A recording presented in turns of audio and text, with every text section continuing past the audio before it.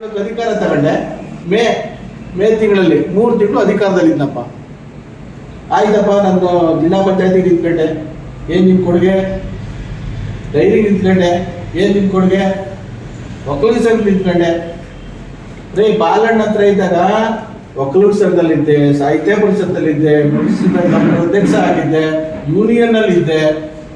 ಇವತ್ತು ಒಕ್ಕಲಿಗ ಸಂಘದಲ್ಲಿ ಎಲೆಕ್ಷನ್ ಅವತ್ತು ಅಷ್ಟಿದಾಗ ಮಾಡಿಕೊಟ್ರು ನನಗೆ.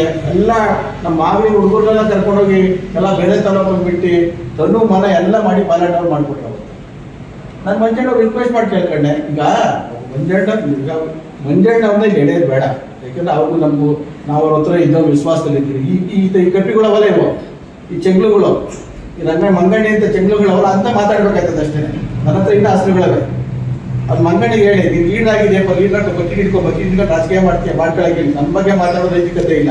ಅವನೇನೋ ಆ ಥರ ಚಾಲೆಂಜ್ ಇತ್ತು ಅಂದ್ರೆ ರಂಗಸ್ವಾಮಿ ಎದುರುಗಡೆ ಬರಲಿ, ರಂಗಸ್ವಾಮಿ ಎದುರುಗಡೆ ಬರಲಿ, ನನ್ನ ಋಣ ಇದೆ ಅವ್ನ ಋಣ ಇದೆ ಅಂತ ಹೇಳಿಸ್ತೀನಿ. ನಾನು ಹೇಳ್ತೀನಿ, ದೇವಸ್ಥಾನ ಎದುರುಗಡೆ ಹೇಳ್ತೀನಿ. ಇವತ್ತೇನು ಕಾಮೆಂಟ್ ಮಾಡ್ತಾರಲ್ಲ ಕೂತ್ಕೊಂಡು ನನ್ನ ಹತ್ರ ಬರಲಿ ಹೇಳಿ ಇಲ್ಲ ಸರ್.